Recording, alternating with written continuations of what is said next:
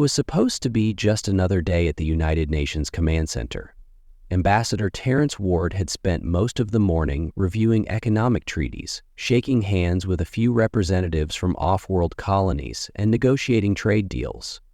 The galaxy had many species, and his job was to keep humanity's relationship with them all in a delicate balance. As the coffee machines hummed softly in the corner, he hardly thought the Takar Dominion would be any different. The Takar were a notoriously territorial and aggressive species. They valued strength above all, and their empire spanned entire star systems. Relations with them were always tense, but no one had expected anything more than diplomatic posturing, nothing that would hint at war. At least, not yet. Ward leaned back in his chair, eyeing the holographic displays that filled the room. The blueprints of a new Earth-based defense satellite rotated slowly before his eyes, the perfect addition to their planetary defense grid. He was about to send a report to the president about the project's progress when a sudden notification flashed on his console. It was an urgent message, marked by the unmistakable insignia of the Takar Dominion. There was a limitation to the defense, but the Dominion regularly insignia helped perfection. For a moment he hesitated. Was it another trade proposal? A shift in their stance on resource sharing? In his experience, these meetings were usually full of threats wrapped in politeness. But this one felt different. The robotic voice of the Takar ambassador filled the room, cool and detached. "We regret to inform you, Terran representative, that your species has violated the territorial boundaries of the Takar Dominion. Your actions are considered hostile. You have, with your presence, incited conflict. We regret that it has come to this, but you are now considered an enemy of the Dominion. Your species will be neutralized." Ward froze. Neutralized. The word hung in the air like a death sentence. This wasn't a typical diplomatic threat. This was an ultimatum. No room for negotiation, no room for compromise. The Takar were declaring war. His pulse quickened, and the hair on the back of his neck stood on end. "What did we do?" he muttered, more to himself than anyone else in the room.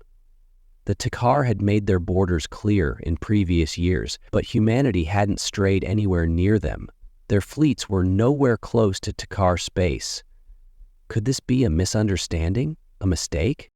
He quickly scanned the diplomatic records, his mind racing. But as he read over the history of Earth's interactions with the Takar, he realized something worse. The Takar weren't just issuing a warning. They were declaring war, no questions asked. There was no room for doubt. Their fleets were already mobilizing. "Sir, it's not a mistake," one of his aides said, interrupting his thoughts. "Their ships are moving into our systems." Ward's heart sank. The Takar weren't bluffing. This wasn't just a cold message on a screen. This was real. Humanity had just been targeted by one of the most powerful and ruthless empires in the galaxy. He stood up, pacing quickly, trying to think. What could they do? The Terran forces weren't prepared for a full-scale conflict with an empire this powerful. There was no chance of negotiating. Ward's thoughts shifted rapidly, piecing together a response. He knew that the Takar respected strength. Fear, in their eyes, was a sign of weakness. He slammed his fist on the table, his decision made. "Prepare our reply. We're not going to beg for mercy," Ward ordered, his voice steely. "Tell them, congratulations, you just declared war on the wrong species." As he watched the response being drafted, Ward couldn't help but feel a deep, simmering anger. This wasn't just a political problem. This was an existential threat to everything humanity had worked for. The war would come, and it would come fast. But humanity wasn't weak. Humanity had always fought when pushed into a corner. If the Takar wanted to see the true strength of humanity, they would soon learn just how wrong they were. The Takar had just made their biggest mistake. The Takar fleet advanced with frightening speed, their warships moving like a well-oiled machine, cutting through space with deadly precision. Ambassador Ward watched from the command center as the first reports came in. Scout ships, followed by a full-fledged armada, entered Earth's outer solar system. They were closing in fast. The Takar were not wasting any time. They were not here to negotiate. They were here to conquer. As the news spread across Earth, the mood shifted from disbelief to an urgent, icy resolve. People reacted in different ways. Some began to panic, questioning how humanity could stand against such a powerful foe. Others, the ones who had long known the risks of galactic diplomacy, were ready for the fight. The human spirit, the thing that had carried them through countless challenges, began to rise. This would not be the first time humanity had faced annihilation, and they were damn sure it wouldn't be the last. On Earth's military command center, General Catherine Hayes surveyed the situation. The Takar fleet was formidable, a massive armada of warships and troop carriers, far larger than anything Earth had ever assembled. But what the Takar didn't understand was that humanity had never been about numbers. It wasn't about matching firepower or sheer strength. It was about adaptability, resilience, and above all, unity. She wasn't naive. Earth wasn't ready for a war with an empire like the Takar. Their technology was advanced beyond anything humanity had. Their ships were sleek, almost organic in design, their weapons capable of devastating entire cities with a single strike. And yet, they were about to learn the most valuable lesson about humanity. Humans didn't need to be the strongest. They just needed to be smart and willing to fight with everything they had. Hayes called a meeting with her top officers. The first order of business was to assess the damage already done.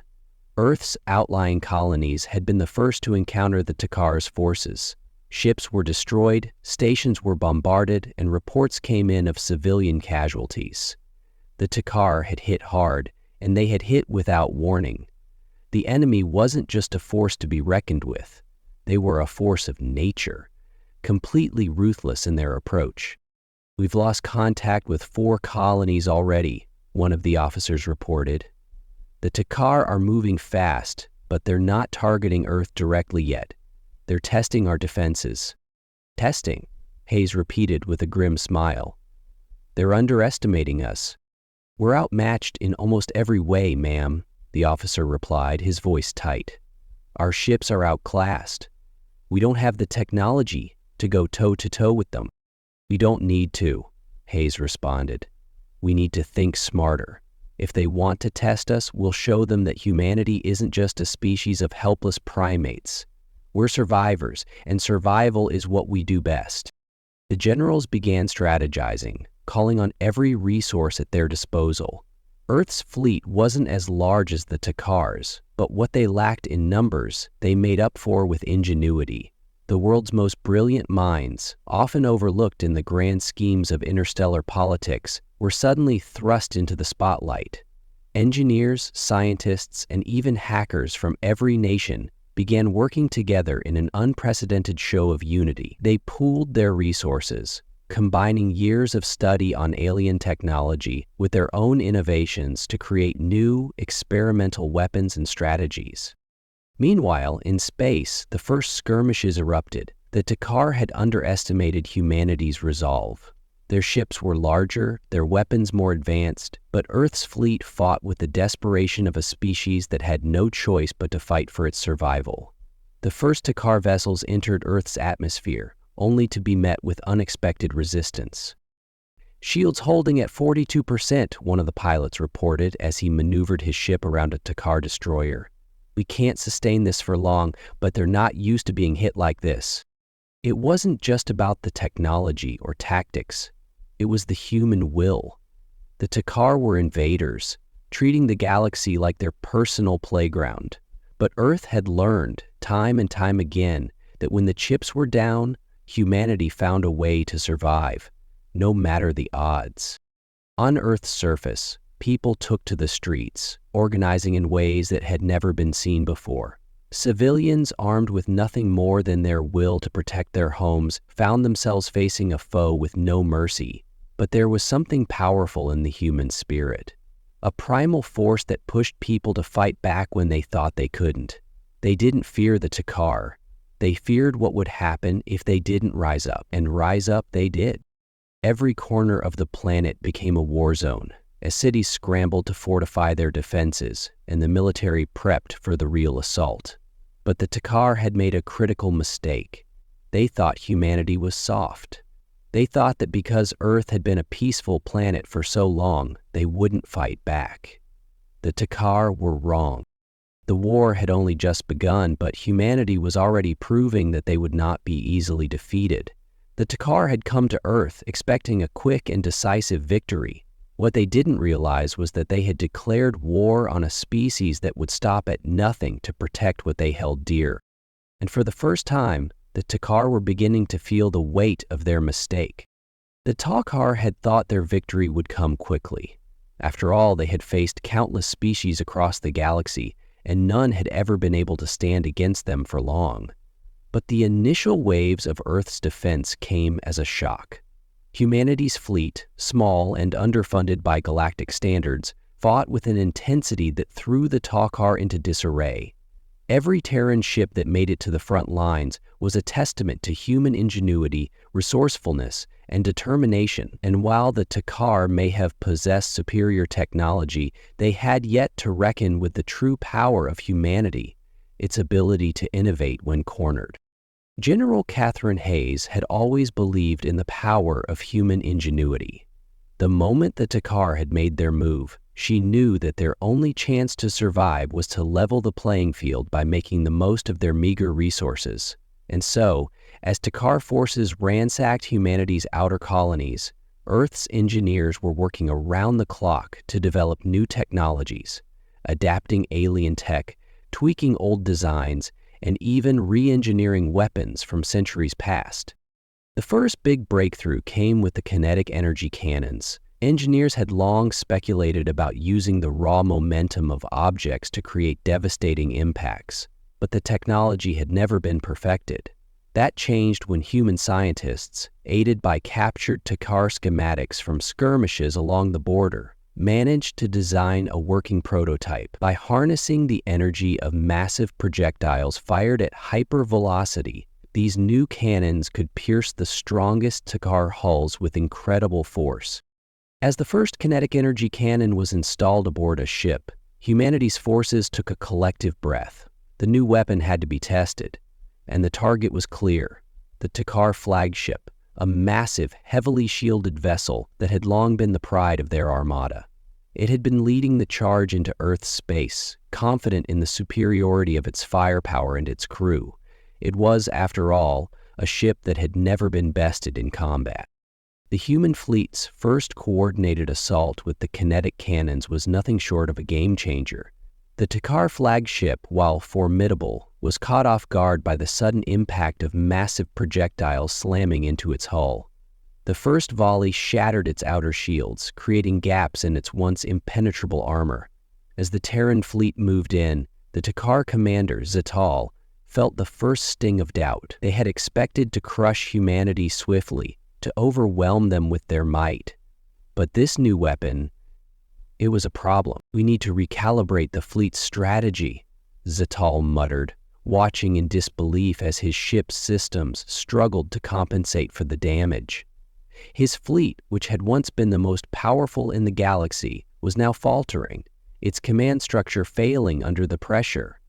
The Takar had not anticipated a species that could turn the tables so quickly. What had been a swift and confident assault had now become a desperate struggle for control. Back on Earth, General Hayes received the report with a grim satisfaction.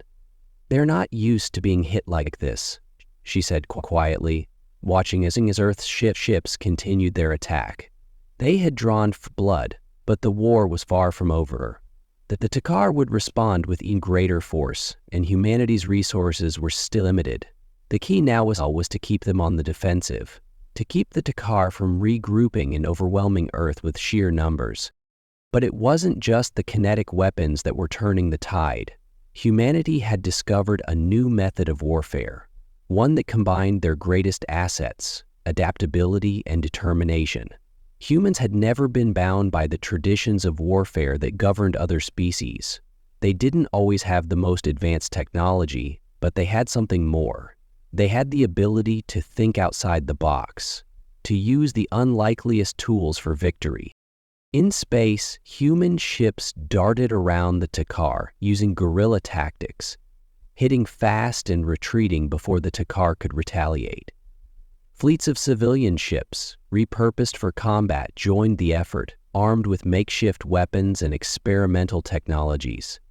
Earth's best hackers infiltrated the Takar's communication networks, sowing confusion and disarray among their forces. Entire divisions of Earth's forces worked together to sabotage Takar supply lines, causing delays that made it impossible for the invaders to sustain their momentum.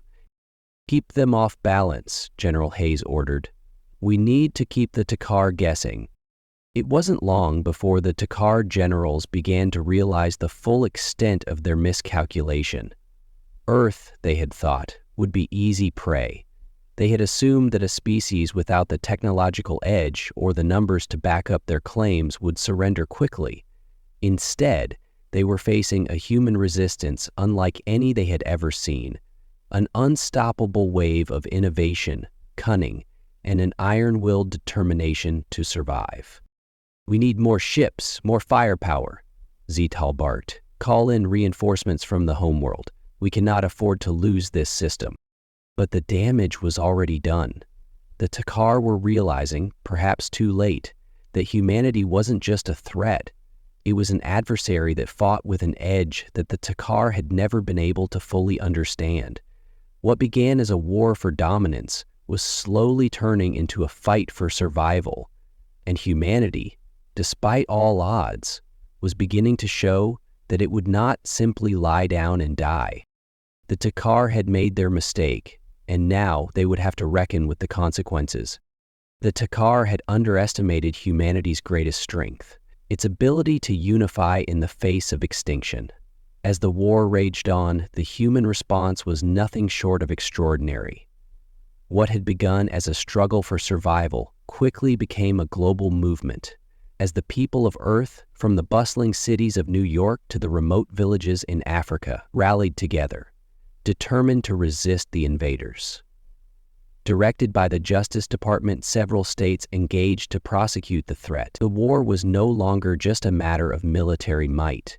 It was a global war effort that brought out the very best of the human spirit. In every corner of the planet, people took to the streets, organizing resistance groups and preparing for the worst. Governments were no longer just administrative bodies. They had transformed into war machines, pooling all available resources into the fight for survival. Civilians with no military training were armed and mobilized to defend their homes. Communities that had once been separated by borders and language barriers were now united by a single unshakable goal: to defend Earth from annihilation. General Katherine Hayes watched as the front lines shifted in response to humanity's newfound resolve. The Takar had expected Earth's population to crumble under the pressure of an interstellar invasion, but they had failed to understand one key thing about humanity. The will to survive was stronger than any force they could throw at them. "But we lack in numbers and technology," Hayes said during a briefing.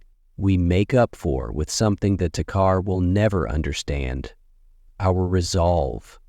We will turn every corner of this planet into a battlefield if we have to.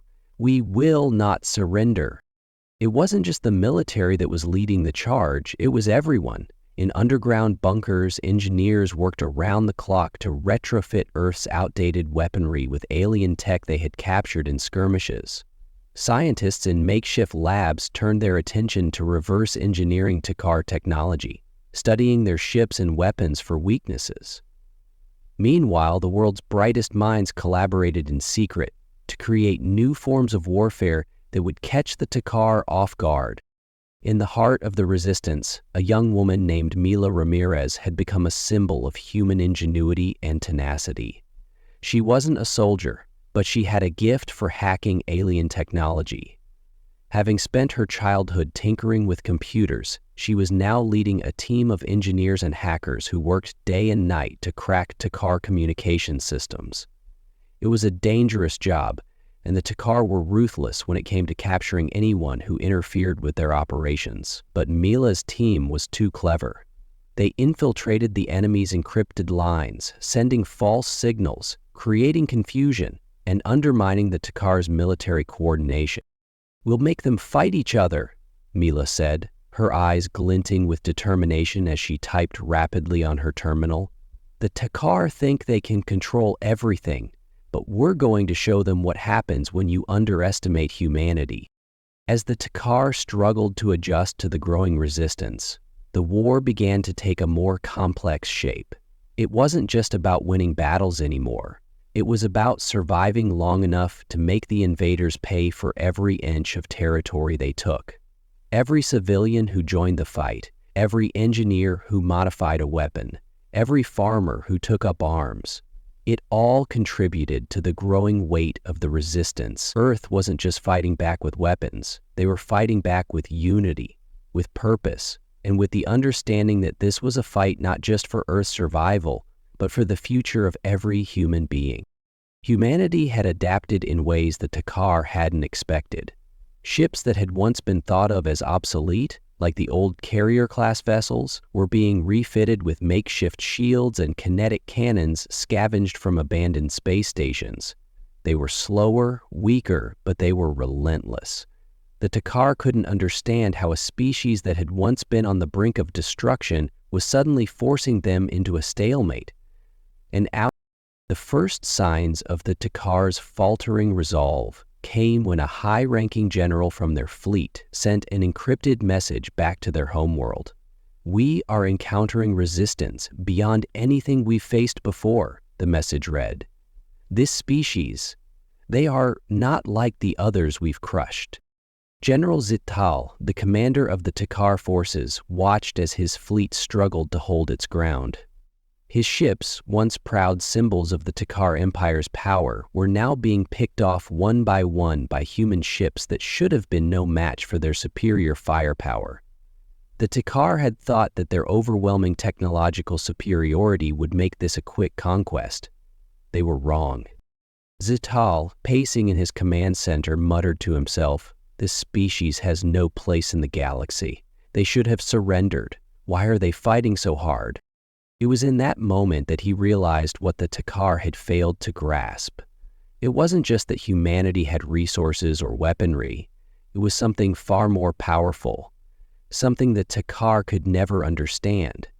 The human spirit, the drive to protect family, home, and future, was an intangible force, and it was one that, for all their might, the Takar could never hope to overcome. Back on Earth, as the war escalated and casualties mounted, General Hayes gathered her forces for a final push. "We may not have the resources of the Takar, but we have something far more dangerous, the will to survive," she said. "We fight because we have no choice, and that's something they can never defeat." And so, Earth's resistance continued to grow stronger, pushing the Takar further back. Each victory, no matter how small, fueled the belief that humanity had a chance. It wasn't just a war for Earth. It was a war for their future, and humanity was determined to win, no matter the cost. The war had dragged on for months now, and the Takar were beginning to feel the strain.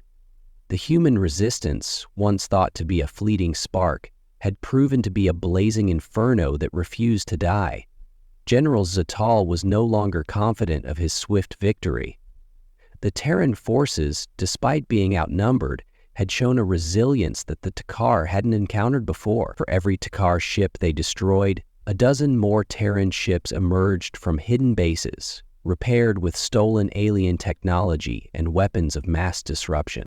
But the Takar were not a race to retreat. They adapted as well. But their adaptation was based on overwhelming force, not ingenuity. As their fleet suffered more setbacks, their commanders issued orders to escalate the offensive. They had to break humanity's will, once and for all. Ziptal, his mind clouded with frustration and the stinging humiliation of failure, knew this would be their last push. This was no longer about strategic advantage. It was about dominance, pure and simple. If the Takar couldn't crush Earth's resolve in one final assault, the war would drag on indefinitely, and that was a future Zatal could not accept. General Hayes, on the other hand, could feel the tide of battle slowly turning in their favor.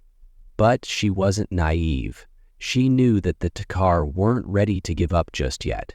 As their fleet regrouped and their ships massed in a final, desperate offensive, she called for one last meeting with her military leaders. They had pushed the invaders back, yes, but the Takar had one final weapon at their disposal. A massive superweapon that was capable of decimating entire continents with a single strike. Intelligence reports suggested that the Takar had begun construction of the weapon deep within their primary fleet, and it was close to completion. "We can't afford to let them deploy that weapon," Hayes said, her voice hard and determined. "If that thing fires, Earth won't just lose a few cities. We'll lose everything. We have one chance, and one chance only, to stop them before they finish the job." There was no more room for hesitation. Hayes knew that the Takar weren't the type to wait for diplomacy to work. No matter how much humanity had managed to hold them off, they would strike with everything they had once they had this weapon in hand. Earth would be forced to surrender or face obliteration. The plan was simple, but it was dangerous. A small strike team would infiltrate the heart of the Takar fleet, using stealth technology and the element of surprise to deliver a crippling blow to the superweapon before it could be activated. The mission was risky, and the odds were nearly impossible, but General Hayes trusted her people. If anyone could accomplish this, it would be humanity. Mila Ramirez, the young hacker who had helped cripple Takar communications, was tapped for the mission. She had already proven her worth in the shadows of cyberspace, but this was different. This was real. She would be infiltrating a Takar capital ship, where every step could be her last. "Are you ready for this?" Hayes asked her during their brief before the mission began. Mila, her hands trembling slightly, nodded. "If we don't stop them now, we don't have a future." It was a sentiment that every member of the team shared. They all knew what was at stake. If the Takar succeeded in deploying their weapon, the war would be over in their favor, and Earth would be reduced to rubble. There was no more time for hesitation. The fate of the planet rested on their shoulders. As they launched into the heart of Takar space, the strike team was met with heavy resistance. The Takar fleet was massive, and despite their previous losses, they had regrouped with even more power. But humanity was relentless. Every ship in the strike force fought tooth and nail, cutting a path through the enemy lines with precision and cunning. They fought like they had nothing to lose, because they didn't. Inside the heart of the Takar flagship, Mila and her team made their way toward the superweapon. The corridors were dark and eerily silent, the hum of alien machinery their only guide. Their mission was clear: disable the weapon before it could fire. The enemy was everywhere, but Mila's team had become experts in stealth, moving through shadows and taking out enemy patrols without a sound. Finally, they reached the heart of the superweapon, and Mila's fingers flew over the alien consoles. She had studied Takar technology for months, reverse engineering their systems, learning their weak points. The countdown on the massive screen before her read 30 minutes. She had 30 minutes to save Earth. With a deep breath, Mila began typing furiously. The system was more complex than she had anticipated, and every moment she spent on it was a risk. Sweat dripped down her brow, and her pulse raced. The team, standing guard in the shadows, held their breath. Every second felt like an eternity. Then, with a sudden, sharp beep, the screen flashed green. The countdown halted. "We did it," Mila whispered, her voice a mixture of disbelief and relief. But their victory was short-lived. The Takar had anticipated that someone would try to sabotage their weapon. As the team turned to leave, they found themselves surrounded by elite Takar warriors, their weapons drawn. It was then that Mila realized just how deep the Takar's arrogance went. They had never expected humanity to be capable of this level of cunning, and now they were paying the price. The battle was far from over, but humanity had struck a decisive blow. The Takar superweapon was offline, and their strategic advantage had been neutralized. The war wasn't won yet, but it was no longer a question of if humanity could survive. It was a question of when the Takar would realize that they had fought the wrong species. The explosion that tore through the Takar flagship's core sent shockwaves through the entire fleet, signaling the end of humanity's most perilous mission yet. Mila and her team had narrowly escaped the destruction, but their victory came at a price. The Takar fleet, though stunned and disoriented by the loss of their superweapon, was far from beaten. It was in that moment that General Zatal made his final, desperate decision. He would unleash everything. No more subtlety, no more calculated strikes. He would crush Earth in one decisive blow, regardless of the cost. The Takar had long prided themselves on their ability to adapt, but this human resistance was beyond anything they had anticipated. There would be no more holding back. Zatal called for the deployment of the Takar's ultimate weapon, a massive warship known only as the Dreadnought. A ship so large it could obliterate entire cities with a single concentrated blast. The Dreadnought had been hidden deep within Takar space, a secret weapon reserved for the final phase of the invasion. Now it was humanity's greatest challenge. Back on Earth, General Hayes received word of the Takar's decision. "They're bringing out the big guns," Hayes muttered, watching the status updates on her command screen. The Takar were no longer holding anything back. "We knew this was coming. Prepare every available ship. We fight like it's our last day." Her words echoed through the ranks of humanity's fleet. Every ship, every crew, every soldier. This was it, the final stand. For all their ingenuity and spirit, humanity's fleet still lacked the sheer numbers and firepower to face the Dreadnought head-on. The odds were overwhelming, but the human resolve remained unbroken. "We fight smarter, not harder," Hayes said, rallying her forces. She had learned long ago that humanity's greatest strength wasn't in its might, but in its ability to innovate under pressure. The plan was set. They would take down the Dreadnought not by brute force, but through precision and strategy. The Takar were no longer dealing with a species that merely reacted to their attacks. They were facing an enemy that could think 2, 3, 4 steps ahead. Mila Ramirez's role was far from over. Her hacking expertise had already proven invaluable, and now she was tasked with something even more daring, infiltrating the Takar's central command systems once again, this time to disable the Dreadnought's weapons and shield systems. The Dreadnought was virtually impenetrable, and its weaponry could vaporize entire fleets in seconds. But Mila had one advantage that Zatar technology against them. She had spent weeks studying the Dreadnought schematics, learning its vulnerabilities. The plan was simple: get to the core systems, bypass the external defenses, and overload their power systems before they could launch the first strike. Mila's nerves were on edge as she boarded one of Earth's stealth ships, a modified civilian vessel disguised to look like debris in space. The journey to the Takar flagship was perilous. Along the way, the team encountered multiple enemy patrols, but they managed to slip through undetected, moving like ghosts through the darkness of space. As the stealth ship docked with the Dreadnought's hull, the tension was palpable. Mila and her team made their way through the dark corridors, communicating in hushed voices. The halls of the Dreadnought were eerily silent, its corridors lined with alien technology far beyond anything humanity had ever seen. They moved quickly, every step bringing them closer to their goal. Meanwhile, General Hayes and the rest of the human fleet prepared for the inevitable confrontation. The Takar's full might was now bearing down on Earth. Zathal had made it clear that there would be no mercy, no retreat. Humanity had to face the Takar's wrath head-on, but they did so with the knowledge that the Dreadnought was their only real threat. If they could neutralize it, the tide would turn in their favor. Back inside the Dreadnought, Mila finally reached the central control room. The ship's AI was a massive network of interconnected systems, its consciousness an unfeeling, calculating entity designed to optimize every aspect of the ship's operation. Mila's fingers danced across the interface, bypassing the security measures and establishing a back door into the system. She was nearly there.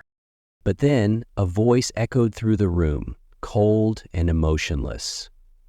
Unauthorized access detected, intruder identified, terminate all operations. The Teaker's AI had recognized the breach. Mila's heart raced as alarms blared across the ship. Her team had mere minutes to escape before the ship's defenses activated. She knew the risks, but there was no turning back now. "Overload the power systems," Mila shouted, her voice tight with urgency. "We don't have time to waste." With a single keystroke, the core systems of the dreadnought began to overload, the ship's power grid spiraling out of control. The AI tried to regain control, but Mila's code had already set the self-destruct in motion. The countdown began. "We're not done yet," Mila said, her voice steady despite the chaos. "Let's move." The team rushed to the extraction point, but as they ran through the dark hallways, the Takar warriors were closing in. They were moments away from being cornered when the explosion came. A deafening, blinding flash of light that rocked the dreadnought to its core. The ship's engines exploded, its shields flickering out of existence. The Takar's ultimate weapon was no more. Mila and her team were caught in the blast wave, their ship torn from the dreadnought's hull and sent tumbling through space. They had done it. They had struck at the heart of the Takar war machine. Back on Earth, the Takar fleet reeled from the loss of their most powerful weapon. Their once proud armada, now leaderless and without the strength of the dreadnought, began to fracture. The human fleet seized the moment, striking with precision, breaking through enemy lines and pushing the Takar back. Humanity had fought and won against impossible odds, and the Takar, for all their arrogance and superiority, had finally learned the most bitter lesson of all. Never underestimate a species that has nothing to lose. The Takar fleet, now leaderless and disorganized, retreated into the far reaches of space, leaving Earth's skies eerily quiet for the first time in months. The victory was undeniable, but the cost had been high. General Hayes stood on the command deck of Earth's flagship, watching the stars as they sailed past, the war still echoing in the depths of her mind. It was over for now, but the scars of battle would remain forever. The invasion had taken everything from humanity, the lives of countless soldiers, the destruction of entire cities, and the loss of loved ones. Yet, against all odds, Earth had endured. The collective effort had been nothing short of extraordinary. Every man, woman, and child who had fought or contributed to the war effort had given a piece of themselves to ensure humanity's survival. It wasn't just a victory over the Takar. It was a triumph of the human spirit. In the aftermath, Earth was left to rebuild. The first few days were filled with a strange mix of relief and mourning. The fighting had ceased, but the wounds were fresh. As survivors sifted through the wreckage, the work of recovery began. Cities were in ruins, economies were shattered, and the loss of life was staggering. The scars of war were written into every corner of the planet. But humanity's resolve was unwavering. They had faced the impossible, and they had emerged victorious. The world had been changed forever, but it wasn't defeated. Mila Ramirez, now hailed as a hero, stood at a memorial in her hometown. The names of the fallen were etched in stone, a permanent reminder of the sacrifice that had been made. She ran her fingers over the names, feeling a deep sense of loss, but also of pride. She had helped save the world, but at what cost? Her team, her friends. Some had never made it back. Some had given their lives in the final push to destroy the dreadnought, and now their names were immortalized in the same stone. She remembered the terror in their eyes as they fought to the very end, knowing that victory might be their last breath. And yet, they had kept fighting. That was what humanity had shown the Takar. It wasn't just a species of survivalists. It was a species of fighters, of dreamers, and of warriors who would go to any length to protect their home. She looked out at the memorial, the wind brushing against her face, and a sense of determination washed over her. The war was over, but the future was just beginning. Earth had won, but the cost had been so much more than a mere victory on the battlefield. It had been a lesson for the universe. Never again would humanity be underestimated. It had been the wrong species to pick a fight with, and the Takar had learned that the hard way. She had felt that moment's hysteria prickling through her brain from a distant memory. General Zatal's pride had led him to underestimate humanity, and now, as the Takar retreated into the void, they would never forget the mistake. The war was over, but the story of humanity's resilience would spread across the galaxy. Every species that watched the fall of the Takar would know the truth.